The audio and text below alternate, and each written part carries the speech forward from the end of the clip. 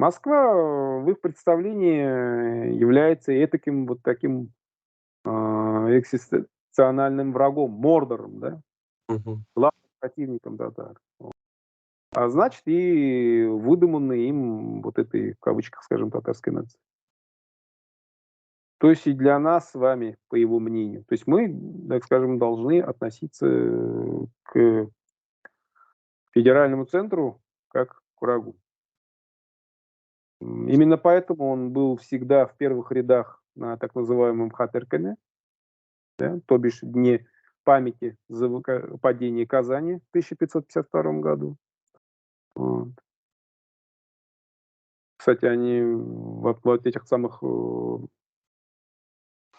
агитках, которые я вам сейчас показал, ну, ряд авторов, в кавычках, так скажем, да, называют это событие крушением татарской государственности и оккупацией.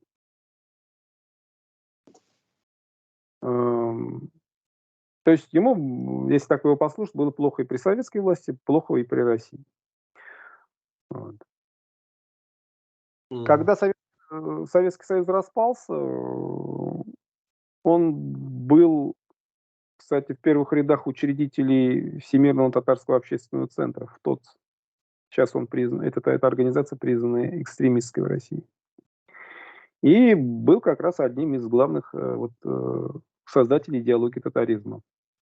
А также вот идеи суверенного независимого Татарстана. Ну, это, так скажем, отец вот этого самого татарского этносепаратизма. Ну, если так посмотреть, в принципе, то же самое, ну, в то же самое время появились националисты в Украине, Грузии, Казахстане, которые инициировали именно развал Союза в то время. Ну, а Поэт я о чем говорю? Ну, он чуть позже разошелся со своим учителем, Мирфатыхом Закиевым. Кстати, Мирфатых Закиев, он стоял на, на следующей идее, что происхождение татарской нации от булгар. Мгм. Булгар. Вот. В этом они разошлись. И вместе вот с Рафаэлем Хакимовым они ушли в Институт истории Академии наук Республики Татарстан, который был создан, если так посмотреть, по дальнейшим, так скажем, всем этим работам и так далее, для обоснования идеологии вот этого татаризма. По сути, это вообще, если так посмотреть, татаризм, он является неопантюркистской идеологией. Мгм. Где в центре должен стоять вот суверенный Татарстан, да, и на Казань все должны молиться все тюрки России. То есть унтерменши, так скажем, то есть недолюди, имею в виду остальные народы тюрки. Что, повторяю, исторически под собой не имеет никакого обоснования. В реальности, если так посмотреть на историю, даже на ту историю, которую любит Амир Исхаков ссылаться, тоже историю, и его последовательная история вот Золотой Орды, да, и так далее. Казань фактически была периферией тюркского мира, на стыке тюркского мира с угро-финским. Мгм. Поэтому какой там центр? А какое влияние тогда было в Астрахани со стороны Казани? Ну, влияние было довольно мощное. Помните, да, вот это слова уже я говорил, Ельцина: Мгм. "Берите суверенитет сколько хотите". Я уже говорил, у нас в Астрахани и в других регионах в 90-е годы все было завалено вот этой бесплатной татаристской агитационной макулатурой, которую я вам показывал, в котором содержались статьи Дамира Исхакова и его вот, так скажем, соратников. Вот. А главное, в этих всех работах и вот этих, так скажем, ну, кулуарно, так скажем, проталкивались вот эти русофобские идеи. Кстати, например, вот, допустим, вот эта книга, вернее, не книга, а вот эта агитка, да, Мгм. "Золотая Орда татар" и так далее, автор Равиль Хрудин, она издана на деньги, ну, вернее, деньги братьев Кашаповых. которые сейчас признаны иноагентами, находятся за рубежом. И, некоторые из них выступают, в частности, вот, на площадках Евросоюза, ратуя за скорейший распад современной России и призывают к вооруженной борьбе против нее. Вот сегодня татаризм фактически представляет собой кузницу кадров, которые вот воспитывают национал-сепаратистов.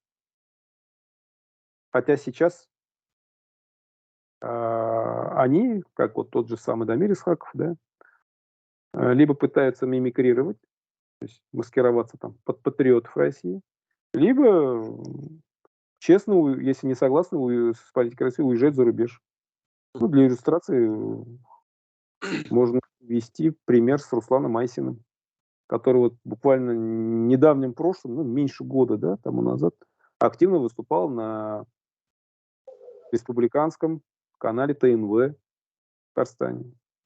Активно записывал интервью с тем же самым Исхаковым, с другими там идеологами татаризма. В частности, вот они выступали в клубе «Татарский квадрат», где, кстати, занимались напрямую и косвенно очернением и разжиганием, и также сеянием межнациональной розни.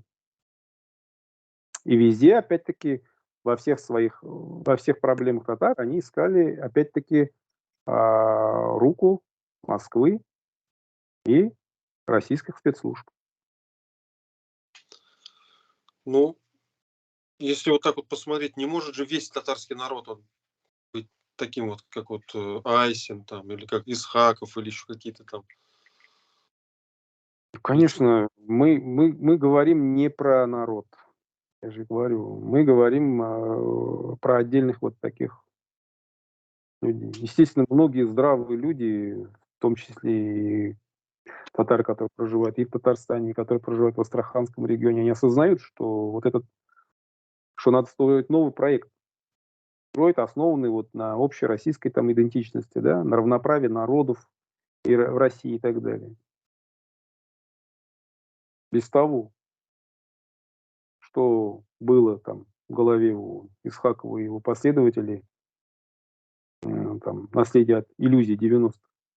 Кстати, в последнее время, если вы посмотрели, такого вот активного, так скажем, открытой поддержки со стороны уже официальных властей Татарстана там мы не видим, как это было, например, при Шаймине.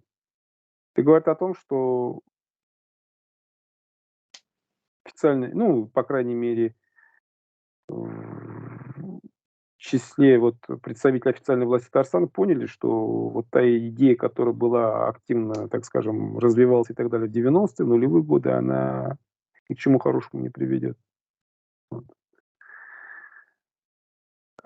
Также у этих самых таристов, так скажем, была главная надежда какая? Это ожидание распада России во время начала специальной военной операции. Они ведь все так встрепенулись. Вот. Но их надежды все, да, думали, что вот сейчас Россия повторит, так скажем, путь Советского Союза. Сравнивали вот эту специальную военную операцию с афганской кампанией. Вот. Но их надежды рассеялись, как туман во время восхода солнца. Да? Тот же Айсин был вынужден уехать за рубеж и оттуда уже честно признался, что татарский проект терпит крах. А Всемирному конгрессу татар пришлось принять крайне непопулярную среди татаристов резолюцию о поддержке специальной военной операции. Кстати, приняли они ее одним из самых последних. Но если вы помните, Нагаяне, в частности, поддержку действиям президента оказали одними из первых. Понимаю, что политика, которая проводится, она правильная. Ну да, 24 числа было озвучено, 25 уже было видеообращение сделано активистами, Да. в частности, Астраханской области и других регионов, в поддержку Да. именно партии, политики президента именно. Ну, давайте, может, вернемся к вопросу именно нагайского языка, ну и к самой переписи. По этому поводу что можем вкратце сказать? Ну, я еще раз говорю, у нас перепись проводится для чего? Перепись проводится для того, чтобы государство понимало, какие задачи стоят, да, перед ним там, на ближайшие 10 лет там, в экономической сфере, там, культурной и прочее, прочее. Но в Казани у нас почему-то постоянно вот эту перепись сводят на плоскость политики и идеологии. И начинается вот эта истерия. А вообще вот эта перепись 2020 года показала как раз саму вот эту бесплодность и крушение вот этого проекта постмодернистской татарской нации. Вот сейчас то, что существует, фактически, ну, уже официально существует, астраханские нагайцы, в том числе в числе астраханских нагайцев присутствуют и нагаи-юртовцы, и карагаши, и утары, и кундровцы, да. То, что существует сибирские татары как отдельный этнос, и то, что северо-западные башкиры, да, в составе Мгм. башкирства, со своим языком, своим диалектом башкирского языка. Это уже объективная реальность, от нее никуда не уйдешь. И понятно, что Российская академия наук, Институт языкознания, да, проводили исследования. В частности, эти исследования проводились на протяжении там нескольких лет. Ну, те же самые, записываются вот те же самые стословники сводыша, да, с носителями языка. Там еще другие проводились мероприятия. И это говорит о чем? Да, и в результате этого всего они пришли вот к таким объективным выводам. Это говорит о том, что они, я имею в виду Академию наук, Институт языкознания, да и вообще в целом федеральные власти, да, что они идут навстречу вот тем этническим группам и народам, которые реально хотят сохранить свою культуру, свой язык, свою самобытность и так далее. Это говорит о том, что руководство страны нашей проводит грамотную национальную политику. Мгм. Вот почему так сопротивляется Казань и постоянно идут такие гневные тирады, да, в своем видео вот выпускают, которые в своем видео выпускает, в частности, вот, например, тот же самый Исхаков, Измайлов. У них был такой диалог, больше похожий на монолог, где они там пытались разгромить, так в кавычках, позиции Российской академии наук и Института языкознания, вызывает вопрос.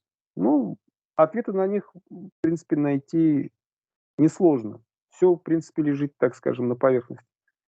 Ведь все то, что они строили за последние 30 лет, рушится, причем рушится на их глазах. За это время написано столько научных, так скажем, или околонаучных трудов, да, защищено столько диссертаций, за это получены там определенные степени и так далее. А сейчас это все, так скажем, получается как идея фикс. И рушится идея самого вот этого великого суверенного Татарстана и великой татарской нации, так скажем, в кавычках. Также, конечно, вызывают горькую улыбку и иронию вот вопли и стенания некоторых представителей околонаучных кругов Казани, которые вот пытаются показать, что они якобы находятся на одном уровне с федеральными научными центрами. Мгм. В то время как всего лишь они являются представителями такой аквариумной науки. Ну, чего только стоят такие, ну, я не знаю уже в каком состоянии эти фразы были произнесены. Вспомните, да, в прошлом году после переписи, по-моему, это было, когда там Мерзляков заявил в одном из своих интервью, а потом это начали уже разносить его, так скажем, а, последователи, что карагаши, нагайцы-карагаши никакого отношения к нагаям не имеют. Они пришли с калмыками Мгм. Алтая. И фактически это карагасы. Ясно, да. То есть, ну, здесь, понимаете, здесь человек, который это говорит, для кого он говорит это? Либо он не понимает саму этимологию этих двух понятий, карагаш и карагас, да? Мгм. Народ карагас, он сейчас называется тофалары, Мгм. малочисленная народность в Сибири. Вот. А карагасами их называли еще до революционный период. Само слово карагас переводится, если так переводить, это черные гуси. По-нашему будет каракас. А карагаш, мы это прекрасно знаем, и по истории, и по народному, так скажем, фольклору, да, это связано с местом на территории Предкавказья. Это урочище Караагаш, то есть Мгм. в переводе на русский язык темный лес, или большой лес, или черный лес и так далее. Да. Вот. Вот такую вот сказать, ну я не знаю, это что, глупость или анекдот такой придумал, да? Но это же было сказано человеком, который имеет степень докторскую, который называет себя историком, то есть доктором исторических наук, этнологом и так далее. В этих тонкостях надо разбираться, и перед тем, как это сказать в эфир, нужно подумать, потому что интернет все помнит. Ну да. Я как бы даже уверен, то, что вот сейчас зайдя в любой аул, да, там, например, там взять карагашские аулы там, или юртовский аул, и начать разговаривать непосредственно на литературном вот, казанском языке, э, никто не поймет эту речь, потому что даже вот я сам, будучи карагашем, да, сам вырос с бабушкой, прабабушкой, которые у меня вот моя прабабушка, она вообще русский язык почти не знала. Там несколько слов, остальное все чисто на нагайском, на нашем диалекте разговаривал. Бабушка тоже, да, мы вот всю с детства вот как бы свой язык знаем, разговариваем. Включая ТНВ-канал, включая какой-нибудь просто так для, как говорится, для проверки, да, посмотреть. Ничего не понятно, язык совсем другой, более какой-то, можно сказать, слащавый, что ли, такой, более, ну, чувствуется совсем вот, пускай братский, пускай там какой-то там, да, может там родственный, но явно не один и тот же язык, и явно ни казанский не является диалектом нагайского языка, ни нагайский не является диалектом казанского языка. Вот по этому поводу, может, там пару слов тоже как-то скажете? Мне просто тоже интересно. Как же так получается? Ну, действительно, это язык, ну, что наши языки, что литературно-татарский язык, они относятся к группе тюркских языков, но они находятся, ну, лингвисты их, так скажем, филологи, тюркологи ставят в разные подгруппы тюркских языков. Ну, наши диалекты входят в кипчако-нагайскую подгруппу тюркских языков. Вот. А татарский литературный, он стоит, кстати, в одной подгруппе с башкирским языком. При этом башкиры, ведь даже несмотря на то, что, может быть, у них в их языке, так скажем, больше каких-то общих точек соприкосновения с татарским литературным и так далее, да, Мгм. никто же из них не говорит, что мы татары. Они говорят, мы башкиры. Понятно, со стороны определенных кругов Татарстана там какие-то там Попытки. э, попытки, да, бесплодные в сторону башкир предпринимается, ну, э, ничего у них не получается в этом направлении. Вот. Ну, а для чего это все нужно? Понятно, это нужно, я уже говорил, что из этой переписи делают политический такой шоу, политический торг. Мгм. Постоянно вот, если численность имеется в виду по статистике у татар поднялась в результате там, когда публикуют результаты переписи, да, вот, то начинают говорить, что Москва, ну, опять-таки, поднялась она не за счет того, что естественный прирост, так скажем, населения был, да, а за счет того, что включили там какую-то часть башкир, нагайцев, там, Си- сибирских татар, да, в состав этого самого татарского проекта. Вот. То тогда Москва хорошая. Мгм. Ну а когда получается наоборот, как вот во время последней переписи, то Москва плохая. Ну, федеральный центр плохой. Ну, Политика проводится с целью там этого, как его, раскола единой татарской нации и так далее. Ну, еще что нужно сказать в этом плане. Вообще, я же говорю, попытка вот удержать вот эту статистику по численности татар в России на втором, по крайней месте, да, она проводится различными методами. В том числе, например, те же выездные совещания вот этого Всемирного конгресса татар в регионе, да, когда мгм. совещания проводятся за закрытыми дверьми, без приглашения там журналистов и так далее.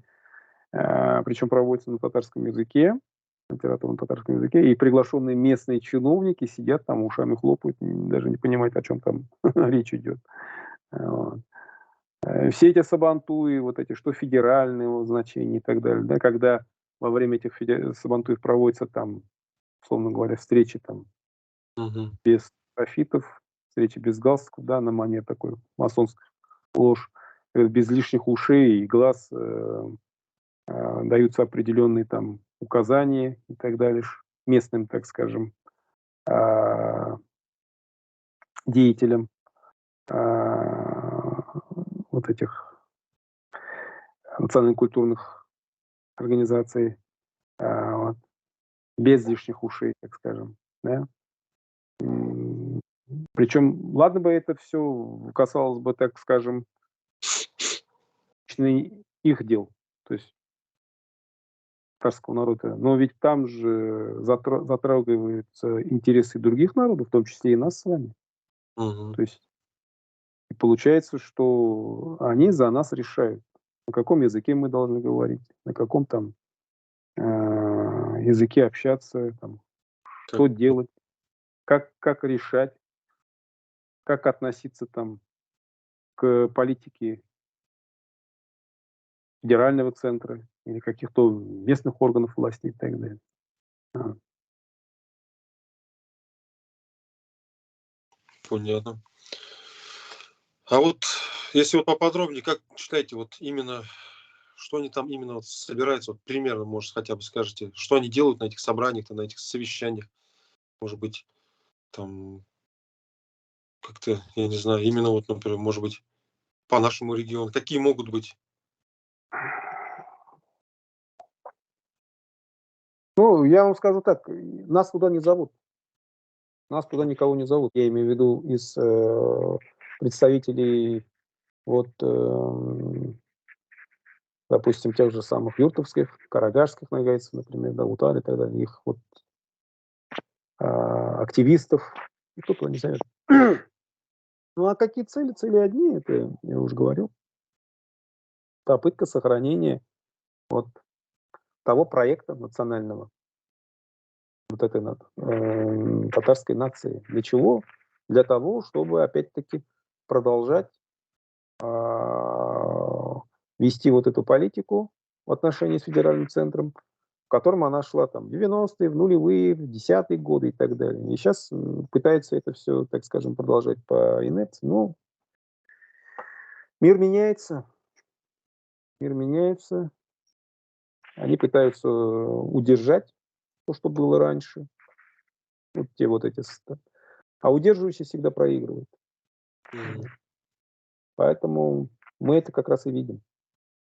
То есть, что их проект, который, возможно, те лихие 90-е, ну, для кого-то, может быть, святые 90-е, да, для нас это лихие 90-е, для большинства жителей нашей страны. Мгм. Он сейчас уже все, он не актуален. Он не актуален, потому что изменилось не только у нашего общества, не только наша страна, но целый мир меняется. Вот. Поэтому чем быстрее они это поймут, тем лучше для них. Ведь чем апеллировали, ну, я просто пример приведу, чем апеллировали вот эти этносепаратисты год назад, когда вот началась вот эта специальная военная операция, да, и все начали говорить, вот сейчас Россия рухнет. Мгм. Америка нас поддержит, эти нас поддержат и так далее. То есть, опять-таки, делались аналогии с 90-ми, вернее, с концом 80-х, началом 90-х. Ну, ребята, сейчас ни Америка, ни Европа уже не та, какой она была в 90-е годы. Понимаете? Сейчас там у них своих проблем достаточно. Поэтому так поддержать сепаратистские силы, как это было в начале 90-х, сейчас у них не получится. И этим, кстати, и обосновывается то, что наше руководство, несмотря ни на какие трудности и так далее, да, Мгм. стояло и держится, продолжает, так скажем, бороться в том плане, в каком они себе поставили. Задачи год назад. Я не говорю, что все прям идет. Но ура, хорошо. Но врагов, так скажем, скрывают. Что внутри страны, что за ее пределами. И этим, кстати, объясняется то, что многие, те, кто скрытые, так скажем, спящие здесь были, вот, большинство из них, у кого нервов не хватило, свалили отсюда, за границу.